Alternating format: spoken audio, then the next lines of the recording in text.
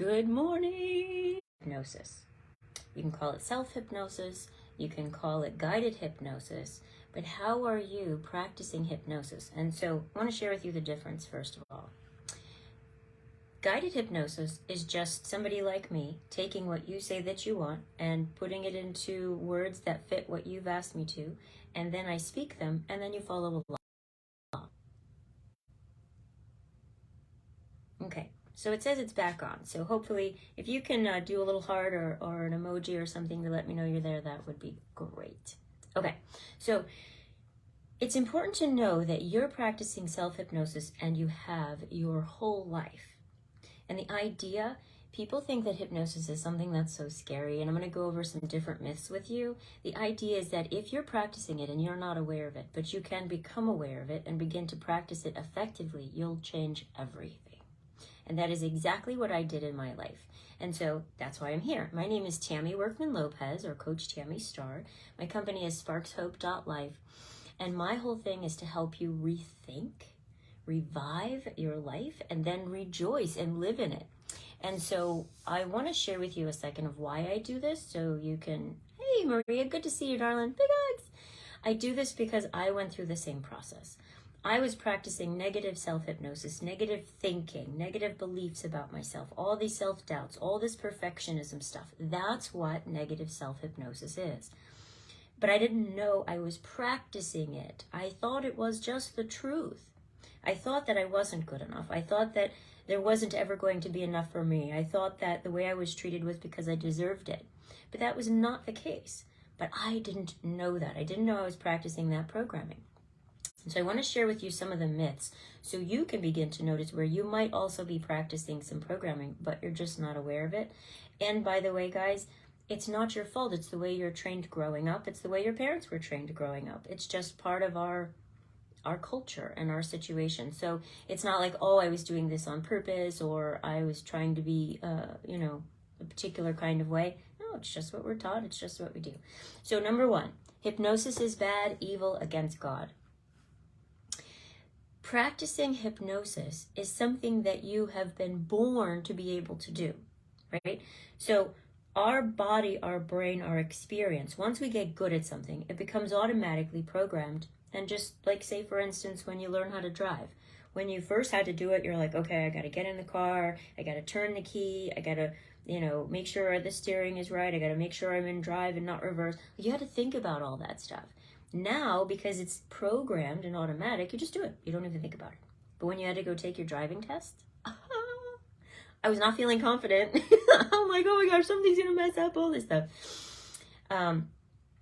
It's important to notice that there are different things like that you find yourself continuing to practice.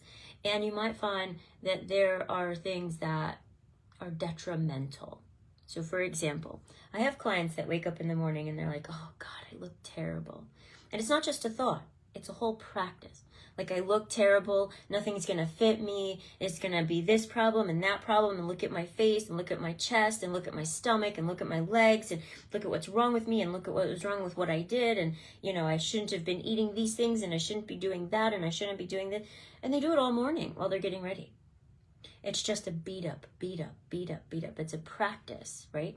And so it's important to notice that God gave us the ability to be able to do that, but we can do it in the other way, which is, oh my gosh, I realize I'm doing this now that we're talking about it.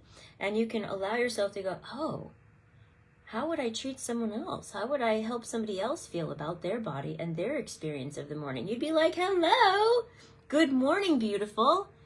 I hope you're having an amazing day. You're going to do great today. You're going to do the best that you can, whatever that is. Today might be a rough day. You might be having pain. You might be having different things, but you're going to do the best that you can. You might have the kids that are, yanking at you and doing these things, but you're still going to do the best you can. You might have things going wrong in the company, but you're still going to do the best that you can, and you're going to handle those, and you're going to just see them as challenges. God has given you that ability.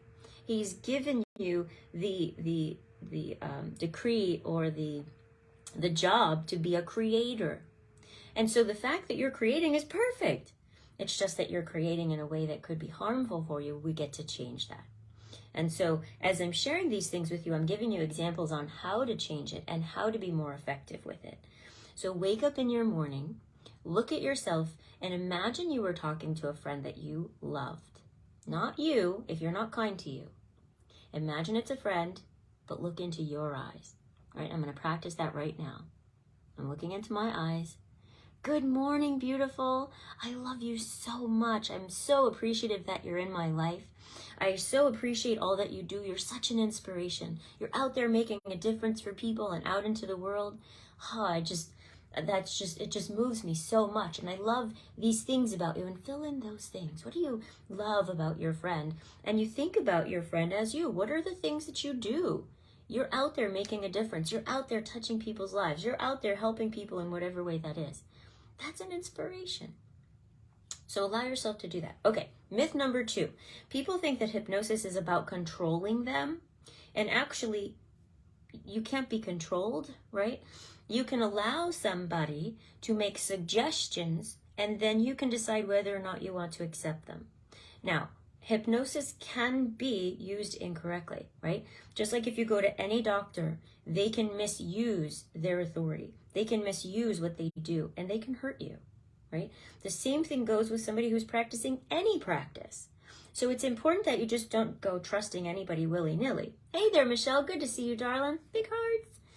It's important that you know who you're going to be talking to. So interview them, get to know them. And as I do anxiety relief, I do couple support, I do these things for entrepreneurs. I help them to know who I am so they can trust me. And yes, I do help them to learn how they're practicing self-hypnosis and how to change it. I do help them to understand what guided hypnosis is. Like what I'm sharing with you right now, that's guided hypnosis. You're just deciding to repeat it after me. When we tell somebody, repeat this after me, we're guiding them in creating a programming. If they want to take it, they do. If they don't, they're like, that's BS, and then they move on. So being more effective with it is doing it on purpose. And you can do a recording for yourself in your phone, and it would be considered a guided hypnosis. So just knowing that it's not about controlling you, it's about helping you get the control in your life, in your emotions, in your responses that you want, versus maybe some automatic response that you programmed a while ago and didn't even know it. Okay? So number 3, this one's my favorite. I love it. People tend to think that when they're hypnotized, they're going to be like, okay, I'm going to lose all my senses. I'm going to be dumb. I'm going to bark like a dog. I'm going to quack like a duck. If I said to you, bark like a dog, and you said, okay, woof, woof, woof. If I said quack like a duck, and you said, okay, quack, quack, quack.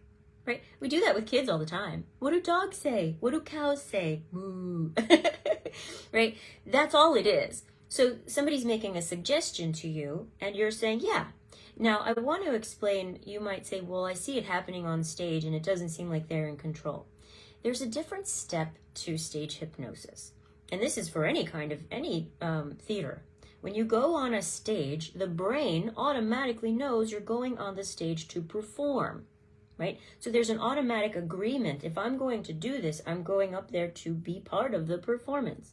That's pressure to perform. So you're creating that and agreeing to that without even knowing it. And no one explains that to you because that kind of mess up the fun. But it's still happening.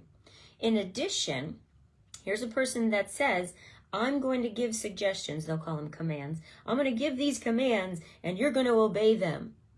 Well, by the sheer fact of you saying, okay, I'm going to play, right, like a game. If I tell you the rules of the game, you're going to go along with them. Well, that's what you're doing when you say to anybody, by the way. If you say to a doctor or to a police officer or to anybody, these are the rules, I'm going to obey them. Well, the same thing works with a hypnotherapist, or no, hypnotist. A hypnotist is the one who does the stage hypnosis. It's not really helping you with yourself in most cases. So you're going up there and you're like, oh, I'm going to play. I'm going to do what they say.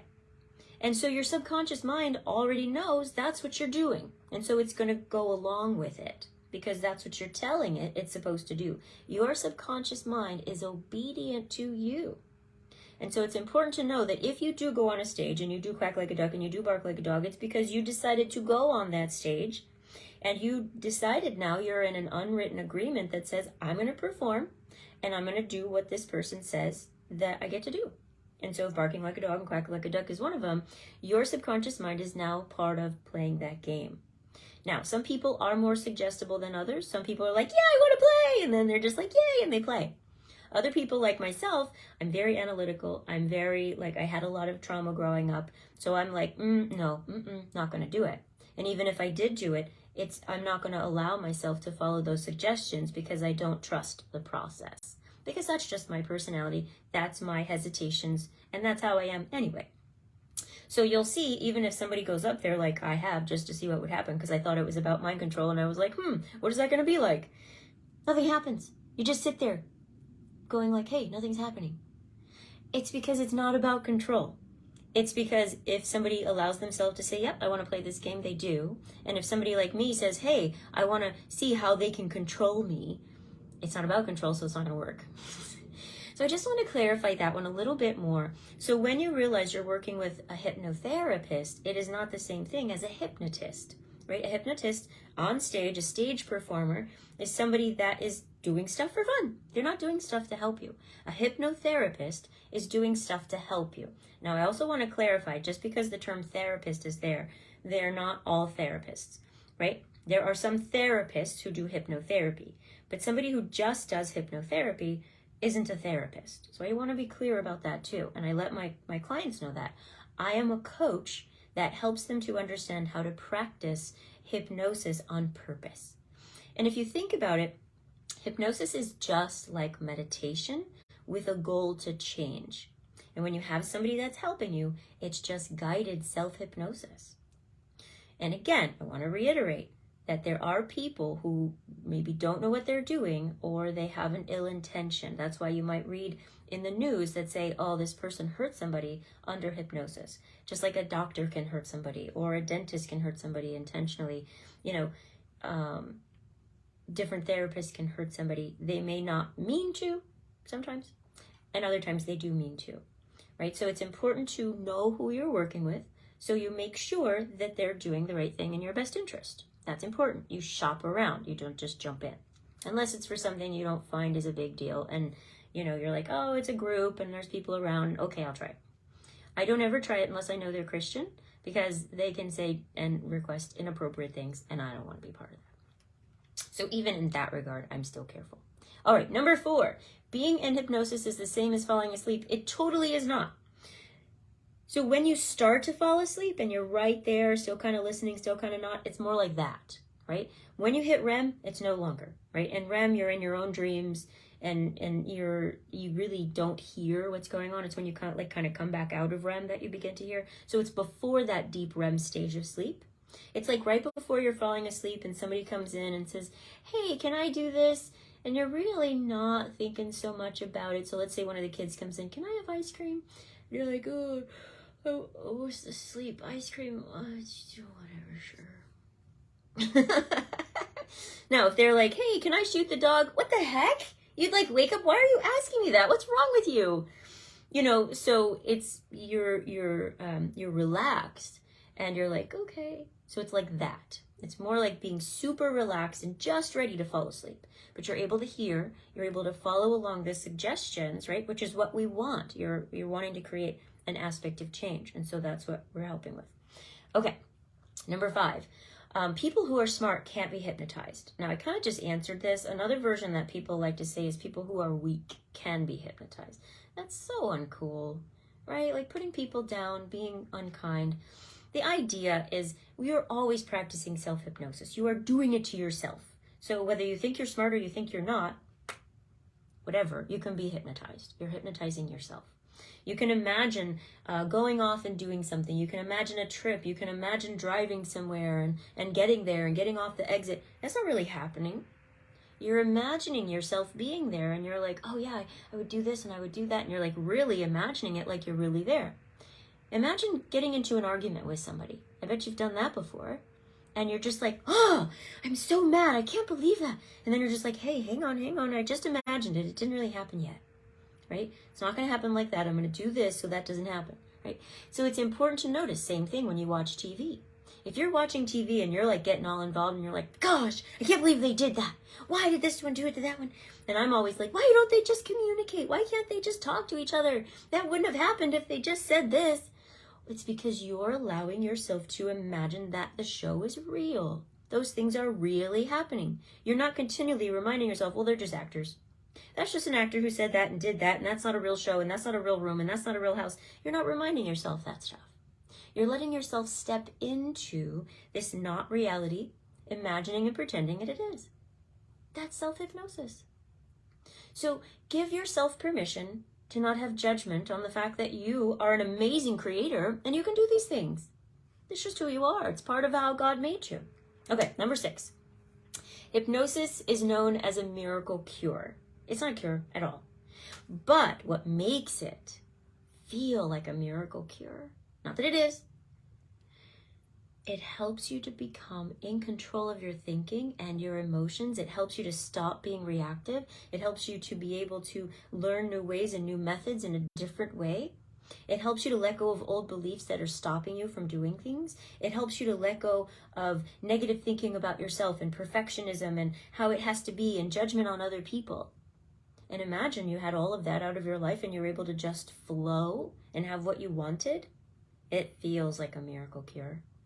Now, there's a whole bunch of other things that you can actually use when you're practicing self-hypnosis. Breath work, body work, right? I love to practice massage and hypnosis because the body's just like, whoa, that's so relaxed. That feels so good. Okay, whatever change you want to give me. Okay, sure. I do want to be a nicer person. I'm going to let that in. Okay, I got it. There's less resistance, right? So like say for instance, I'm somebody who, just to be transparent, I'm always transparent with you guys, I don't like to make phone calls, right? Now, that is a belief. Is it true?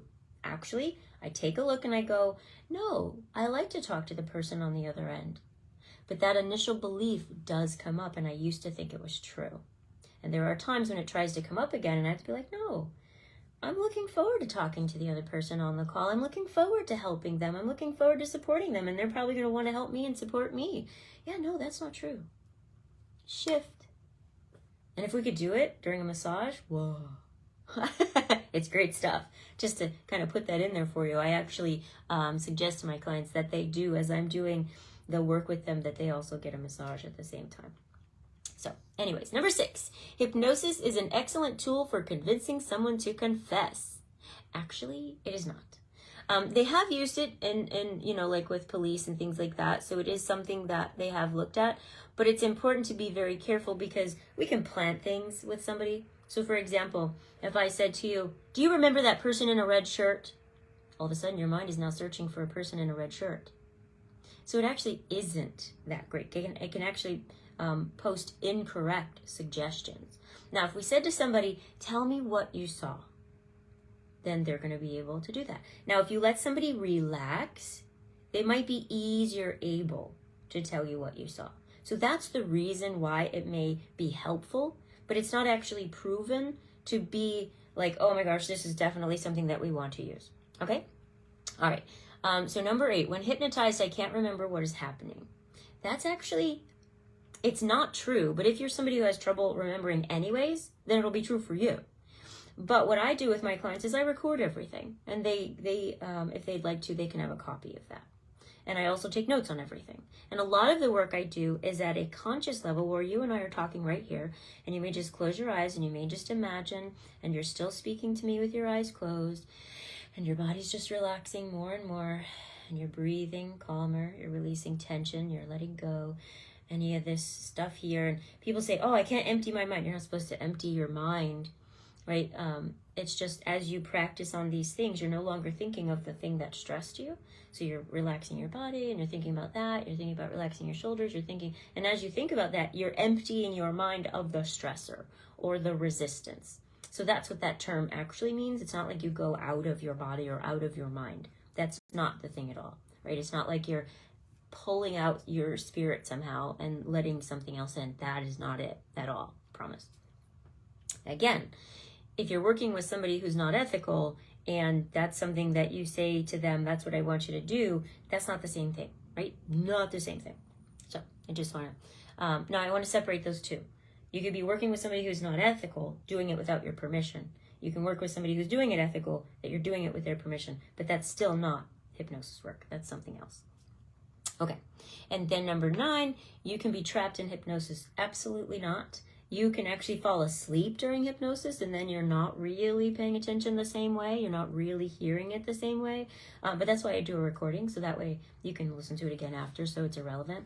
But what happens is if you start to hit REM, you stop listening, right? It may still incorporate some of it into your dreams, right? As you're starting to have your synapses fire and your dreaming starts to happen. But it's still not, you're not hearing it the same way. But the cool thing is just like when you listen to the news, that's why they say, be careful. Hey there, Jackie, good to see you. That's why they say, be careful what you're listening to as you fall asleep, because you bring that into that deeper level of relaxation. Okay, number 10, hypnosis means that I can't move or feel normal.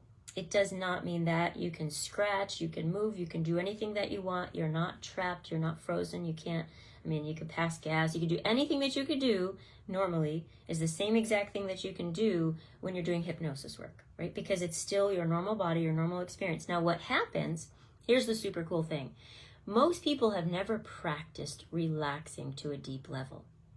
And so let's go ahead and practice it together so you can feel it. So just let yourself close your eyes. If you're driving, don't close your eyes, right? Don't take yourself to a deep level if you're driving. Actually, you might not even want to listen to this. Just sort of let it be a sound in the background. So the idea is let all of your muscles relax. Let all the tension, breathe it out of your body. Take a deep breath in and let the tension flow out with your breath. Let your body continue to relax. Notice your arms, your legs, your torso. Notice it feels like a limp noodle, just relaxed. Notice if your body feels warm or cool. Giving yourself permission to relax, knowing there's nothing you have to do, nowhere you have to go for this second. Continuing to breathe, feeling so good. If you feel tension in your throat or your chest, I'd like you to breathe in and do some boxed breathing. So breathe in, the count of 4. Hold it, the count of 4. Breathe out, the count of 4. Hold that empty space for a count of 4. And you can keep doing that. Now, I like to do it at the count of 6 or the count of 8, whatever the number is for you. But notice how you feel more relaxed. Notice how you're like, wow, that feels really good. Well, the more you practice that, the deeper you can go, even quicker, the more you're just like, wow, right? That's what monks do. They go into this deeply relaxed place. Now, they can clear all their mind. They can clear everything. They're still there. They're not gone. But basically, they're just like focusing on God, focusing on connection, focusing on being connected to their spirit and their spirit connected to God. And like it's just real connected. And so the more you practice that, and if you chose to, I like to practice the spiritual connection as well. I just connect to God and I thought, all right, God, pour into me. Feeling your love, feeling your kindness, feeling your acceptance. And so I feel that at the same time. And just let that come in. Lord, I give to you any stress, any tension, any doubts, any negative. I let you take that from me and wash that away. Right? So you can do that same thing. And so because people aren't used to that feeling, they're just like, whoa, this is so relaxed. I don't feel like I can move. Now, so your body will feel heavy. Or for some people, they say it feels really light. Like they're like, oh, it feels so good, like a feather. Oh. So for each person, the experience is different. But it's just you getting more oxygen into your body. It's you releasing stress and tension from your muscles, from your brain, from your spirit. And the body going, oh, this is great. That's what it is. That's what it gets to feel like. Okay, so those are the 10 myths and the 10 ways that you can allow yourself to think about them and understand, and instead use these experiences for yourself more effectively. Use your self-hypnosis more effectively. If this has helped you in any way, please reply in the comments about how it's helped. If you're just jumping on, please do go back and watch the replay, because this is so important. These are things that you do, and you want to be aware that you're doing them so you can do them in a way that works for you and doing it on purpose and be so much more on purpose about it, right? All right, cool beans. Well, my name is Tammy Workman-Lopez, or Coach Tammy Star. My company is Sparks Hope. I do work with folks individually as well as couples, especially for entrepreneurs. And so if you feel like this is really helping and you want to see how this can work for you, how you might be blocking yourself, limiting yourself in your relationship, your business, let me know.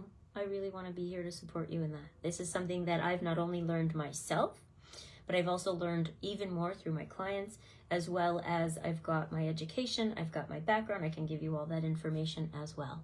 So I look forward to speaking with you, working with you, and those of you in my group, I love you so much. Please continue to invite people and help them to know that this is something for them. They get to make these changes. They get to deserve to have this in their life. They get to use their mind and their creation and their power that God gave them for a way that helps them versus hurt them. You guys, you take care of you. Know that you're loved and appreciated. Ciao for now. Big squishy hugs. You take care of you. Bye for now.